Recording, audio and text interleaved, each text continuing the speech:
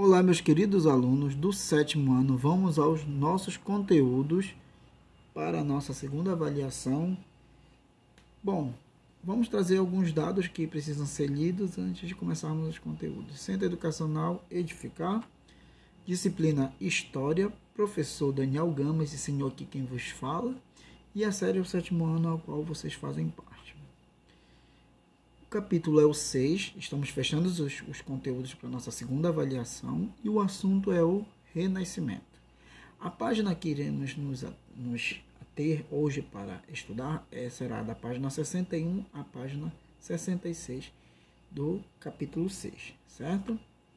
Gente, Renascimento. Então, para a gente poder começar a falar de Renascimento, a primeira coisa que nos vem são aquelas imagens clássicas, né? Geralmente sobre o Leonardo da Vinci, né? Como você consegue já ver aí na imagem, a Mona Lisa, né? Que é uma das criações dele, mas também teve o quadro da Santa Ceia, tantas outras obras que o Leonardo da Vinci deixou não só na Itália, como em outras partes da Europa também, certo? Então, essa imagem é uma imagem clássica do que foi o Renascimento, né? Que é justamente a valorização do humanismo, tá? Nós já vamos começar a falar um pouco disso e vamos seguindo um pouquinho. Início do Renascimento. O Renascimento ocorreu inicialmente na Itália e foi difundido pela Europa entre os séculos XV e XVI. Foi caracterizado por uma crítica aos valores medievais, ou seja, houve um retorno na valorização dos ideais greco-romano e inicialmente ele surgiu da cidade de Florença, tá? Na Itália. Caso eu pergunte na prova, vocês já estão sabendo de que cidade ele veio. E o país, lógico, a Itália, tá? Então, justamente ele vai surgir, ele vai fazer uma crítica a esses valores medievais, por quê? Porque lá nas sociedades clássicas, como vocês já viram, eu falei inclusive lá em Cidadania, Moral e Ética, Sócrates, Platão, né, todos aqueles filósofos lá da Grécia Antiga, eles, a partir do momento que começaram a filosofar, passaram a perceber, né, passaram a procurar entender por meio da razão os fenômenos, o porquê, né, que as coisas aconteciam, para justamente se livrarem do mítico. Mas com o advento do cristianismo na Idade Média e a igreja passa a ter o controle do pensamento, da política, da economia, né, da vida das pessoas, ela automaticamente não permite mais que o conhecimento ele seja estendido para o povo e que esse conhecimento ele vai ficar mais retido dentro do clérigo, mas nós vamos falar disso um pouquinho mais à frente, certo? Os antecedentes do Renascimento. Os antecedentes eram, o mundo ele era teocêntrico, ou seja, o teocentrismo era o fator que vigorava. Vou já explicar o que é teocentrismo. O nascimento do comércio, né, é um dos fatores que antecedem, e o ressurgimento das cidades. Ou seja, teocentrismo, gente, Deus era o centro do mundo. Por quê? Justamente a Igreja Católica, com todo o seu poder, com toda a sua influência cultural e de dominação, mesmo pregava para as pessoas daquela época, que viviam ali na Europa, que o seu papel aqui na Terra era meramente buscar sua salvação. Tá? Então, tudo que acontecia na Terra era porque Deus queria. Então, você tinha que, de certa forma, aceitar aquela condição que Deus tinha te mandado. Porque aquele era teu papel, tu vieste com aquilo e tu terias que buscar a tua salvação enquanto aqui tu estivesse. O nascimento do comércio, como eu falei para vocês, ele foi favorável, né, a partir do momento em que de alguma forma a burguesia vai ter os seus anseios aceitos e que há uma necessidade de expandir os negócios, né? Então, com a expansão desses negócios, claro que as cidades vão ressurgir. Haja vista que o feudalismo já não estava mais dando certo, né? O feudalismo estava entrando em crise também, que era o regime principalmente do primeiro período da Idade Média. Fatores que contribuíram para o desenvolvimento do Renascimento italiano. Vamos lá. Primeiro, desenvolvimento do comercial, né? Então, o que acontece? A partir desse momento, vão surgir teóricos que vão favorecer, né, esse crescimento, a ascensão da burguesia comercial, o urbanismo e a influência da cultura grega e o mecenato. Vamos começar a falar um pouquinho de cada um deles. Então, o desenvolvimento comercial, como eu falei para vocês, ele vai ser o fator propagador, né? Que, ou seja, esse renascimento ele começa ali e depois os artistas começam a viajar para outros países para inclusive fazer suas obras. A ascensão da burguesia comercial, que ela vai de certa forma financiar esses artistas também. Haja vista que a burguesia também via que esses artistas de alguma forma eles já tinham no intuito deles de mudar a ideia de controle da visão única da igreja. O urbanismo ele foi um fator importante também, porque o que acontece? A partir do momento em que a Europa sai da peste negra, pela primeira vez as sociedades europeias elas vão começar a pensar em urbanizar as cidades. Já visto que as cidades europeias, né, elas não eram urbanizadas, tanto que isso foi um fator que favoreceu para a propagação da peste negra, né, que dizimou um terço da população europeia, por meio da pulga dos ratos. E a influência da cultura grega, né, que é um retorno a essa cultura, e os financiadores, que são os mecenatos. Aspectos conflitantes da Renascença. Os homens que viviam sob a Renascença criticavam a cultura medieval, excessivamente teocêntrica, como já falamos em outros slides, e defendiam uma nova ordem de valores. Essa nova ordem de valores, ela deveria ficar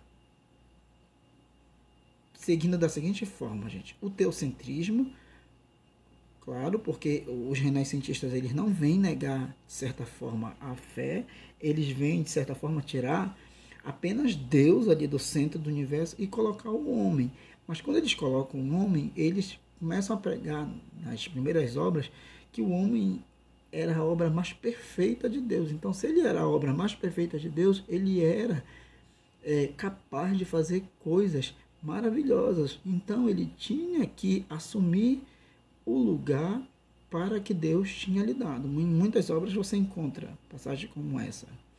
Também a fé e a razão. O que acontece? A igreja dizia que a razão deveria estar subordinada à fé. Já o movimento não, vai dizer que é o seguinte: a fé vai ter que estar subordinada à razão. Ou seja, as pessoas teriam que, a partir de então, ter fé sim, mas sempre agir com a razão. Um exemplo, jamais iriam tentar Deus num modo mais clássico para que vocês consigam compreender, né? Tipo, olha, eu não vou tomar que boa porque faz mal. Não, tenho fé em Deus que se eu tomar que boa, ela não vai me fazer mal. Aí você está tentando Deus. Um exemplo para vocês, para ficar bem claro. Vamos fazer uma análise rapidinho aqui das pinturas teocêntricas. Então, as pinturas teocêntricas, né, vocês vão ver que há uma predominância assim dos homens e mulheres muito discretos, sem grandes amostra do corpo, alguma coisa nesse sentido, e geralmente a predominância assim da natureza, mas mais no sentido de colocando Deus no centro de tudo. Você consegue observar, por exemplo, que essa imagem, só da gente olhar, ela tem um forte ar de religioso por trás, né? Então era a ideia do teocentrismo, né? Das pinturas teocêntricas. Já as pinturas antropocêntricas, apesar dessa ser religiosa, está em Roma, né? Se não me falha a memória, na Capela Sistina, vocês já vão ver a valorização do homem, tá, gente? Não vamos confundir essa valorização com a sexualização, tá? a valorização do homem, das formas do homem, o homem já mais numa representação como se ele fosse a criatura perfeita de Deus, porque lá nas sociedades clássicas, o homem também ele era valorizado, só que os desenhos eram muito mais, as esculturas eram muito mais rudimentares comparadas a essa, tá bom? Então, aí vocês vão ver que, contudo, ele tem um toque dessa já colocação que se contrapõe à outra. A outra tinha muita natureza, tudo que Deus criou, né, segundo está na Bíblia, e essa daqui não. Tá, parece que se destaca mais o homem, a grande criatura de Deus. Sinais de mudanças na Idade Média, gente. As 7 artes eram divididas em 2 partes, denominadas trivium, que era ensinada a gramática, a retórica e a lógica. E o quadrivium, vocês viram isso, inclusive, acho que na nossa segunda aula, se não me falha a memória, que era a aritmética, a geometria, a astronomia e a música. As ideias estavam ligadas ao domínio cultural da Igreja Católica e sendo apenas transmitida aos clérigos, ou seja, ao povo não era permitido. Tanto que somente os clérigos tinham conhecimento da Bíblia. Somente os clérigos poderiam tecer qualquer comentário sobre a Bíblia. O povo sobrava apenas ter que concordar. Tá? Filosofia escolástica de São Tomás de Aquino. Tanto que aos clérigos era dado isso, né, que São Tomás de Aquino, por exemplo, vai ser um teórico que vai se destacar muito nessa época. Em que sentido? Porque São Tomás de Aquino, justamente, ele vai ter uma reflexão muito baseada no que pensou Aristóteles, né? Onde fé e razão poderiam, sim, dialogar e que nenhuma poderia se sobrepor à outra, né? Que as duas deveriam entrar em perfeita harmonia. Pensamento renascentista, gente. A mentalidade renascentista fez florescer na Itália e em outros países um grupo de intelectuais laicos. Laicos quer dizer aquelas pessoas que não estão ligadas à igreja, isto é, que não pertenciam à igreja, cujas obras estavam ligadas à vida ativa e à variedade ou variada da cidade. Ou seja, esses autores eles vão começar a pensar, a colocar tudo que acontece no cotidiano para as pessoas, para que as pessoas atentassem, para que as pessoas começassem a observar, para que as pessoas começassem a questionar. Na verdade, tudo que estava sendo colocado, que elas procurassem observar numa ótica racional das coisas. Tá? Mas para isso foi de suma importância o surgimento da imprensa. Então, para o surgimento da imprensa, este homem aí, que vocês estão vendo na imagem, chamado Gutenberg, ele vai ser de suma importância. Porque o que acontece? Antigamente, logo no início, todas as produções elas eram muito lentas. Então, como Gutenberg, de certa forma, ele descobre a imprensa, então ele começa... o teórico geralmente produzia uma peça e ele tirava várias cópias e assim eles espalhavam para que o povo tivesse acesso também, tá? Fosse se aculturando. Então, Gutenberg vai ser uma peça fundamental para esse processo. A participação dos mecenas no movimento como as cidades, centros e irradiadores de cultura da burguesia. Muitos príncipes, até papas, financiavam e protegiam os artistas e cientistas. Esses patrocinadores receberam o nome de mecenas, né? Ou seja, eram as pessoas que protegiam os artistas. Já visto aqui, muitos dos artistas tinham receio, né, das ações que a igreja poderia ter contra eles. Característica das primeiras obras literárias que foram criadas. Então, o racionalismo acima de tudo, né? Essa ideia de separar, de colocar Deus para explicar tudo, né? O antropocentrismo, ou seja, o homem passa a ser o centro do universo, tudo começa, nas primeiras obras, começam-se a discutir os sentimentos humanos, ou seja, um retorno a sociedades clássicas. Universalismo, né? Então, o que acontece? As pessoas vão ter mais acesso às informações. O naturalismo, que é a natureza em si, né? a natureza do comportamento humano, a natureza em si, né? O estudo, a observação, o individualismo e o próprio humanismo, né? Que vai ser o Renascimento, ele é a exaltação do próprio humanismo, né? Da produção humana, né? Que vai ser levada em consideração. Artes plásticas. As obras renascentistas são caracterizadas pelo naturalismo e retratam o dinamismo comercial do período. Os estilos desenvolvidos levam à divisão da Renascença em 3 períodos. Esses 3 períodos, gente, que vocês devem atentar é o 300, que é no século XIV, quando se iniciam as primeiras obras, o 400, que é no século XV, e o 500, que é no século XVI. Tá? São as 3, como as artes plásticas elas vão se dividir, o Renascimento. E aí agora nós vamos começar a fazer um passeio pelos artistas que se destacaram. Giotto, 1276 a 1336, pintava muito nas igrejas, né? Essa obra aí dele se destacou muito. Também nós temos o Botticelli, né? Que de 1444 a 1510 também se destacou muito. E na obra de Botticelli aí é muito importante a gente até analisar que ele brinca com os elementos, né? Ele coloca aí tantos elementos mais para uma pintura teocêntrica que é mesmo uma pintura já mais separada da religião, que, por exemplo, ele usa os elementos de pessoas muito bem vestidas e pessoas já até mesmo despidas, né? Então, avançando. Nós temos aí um dos grandes que vão se destacar também nessa época, que é Leonardo da Vinci, né? Em 1452 a 1519 também. Principalmente eles vão se destacar nos quesitos das obras religiosas, mas também o Da Vinci tem a Mona Lisa, né? Que não é uma obra religiosa. No sequencento, o grande mecena do período foi o Papa Júlio II, que ele pretendia naquela época reforçar a grandiosidade e o poder de Roma. E aí dá-se o início da construção da Basílica de São Pedro, né? Que é onde reside o Papa.